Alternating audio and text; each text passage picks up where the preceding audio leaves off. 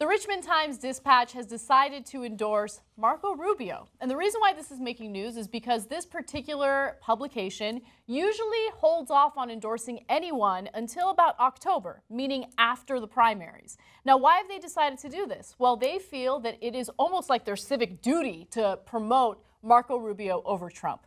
After considerable reflection, we have decided that standing on the sidelines as Virginians go to the polls Tuesday would be a dereliction of our duty. It is the flaws of two men seeking the Republican nomination that pushed us into abandoning our usual practice of making a presidential endorsement in the waning weeks of October. Okay, so the reason why I love this story and the reason why I want to talk about it is because of how much they think this matters, right? Like, no one cares, okay? You're too late. Trump has a massive lead in Virginia. It's over. It's over, okay? Your endorsement of Marco Rubio wouldn't really mean much prior to Trump beating everyone in the primaries, right? But right now, at this point, it means even less. And it's incredible to me because the appeal of Donald Trump is that he's an anti-establishment candidate. He's a terrible person. He's a good candidate because his messaging is very successful and he goes against the machine, right? Using establishment strategies to support establishment candidates is not going to do you any justice when you're trying to beat Donald Trump. Yeah.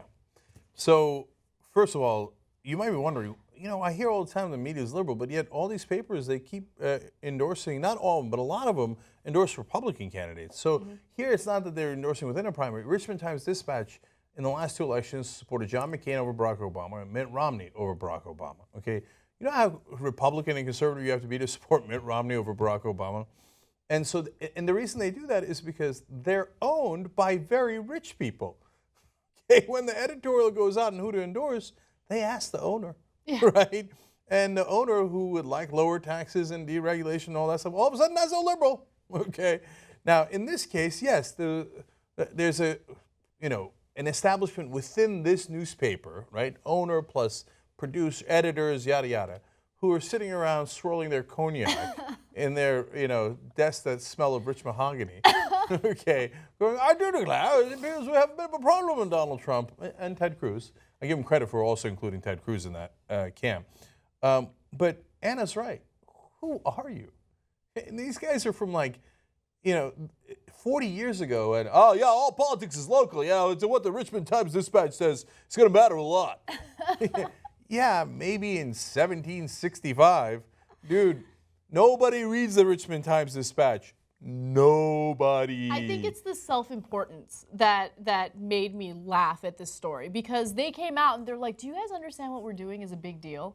Like we Totally. usually wait until October, but we're actually going to tell you what we think now." Ooh. How many millennials are sitting there reading the Richmond Times-Dispatch editorial board and thinking to themselves, "Oh, you know what? Yeah, yeah." Oh, they Marco made a good point. Rubio. Yeah, That's right. Yeah, I hadn't thought of that. Thank you. The other day, I had to explain to my kids what a newspaper was because they've never seen one. It's amazing. Okay, so now look, I don't want anybody to mistake what we're saying here. I love news gatherers on the ground, Associated Press, Reuters, AFP, McClatchy newspapers. There's some wonderful organizations that are doing great work, right? We need those guys. They're essential not just to the media, but to democracy, okay?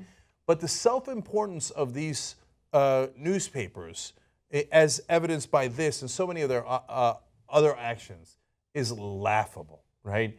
Your time has passed, and you're still pretending to be king. Yeah. And so if you told, for example, the Richmond Times-Dispatch, you know, well, the Young Turks have done this, right?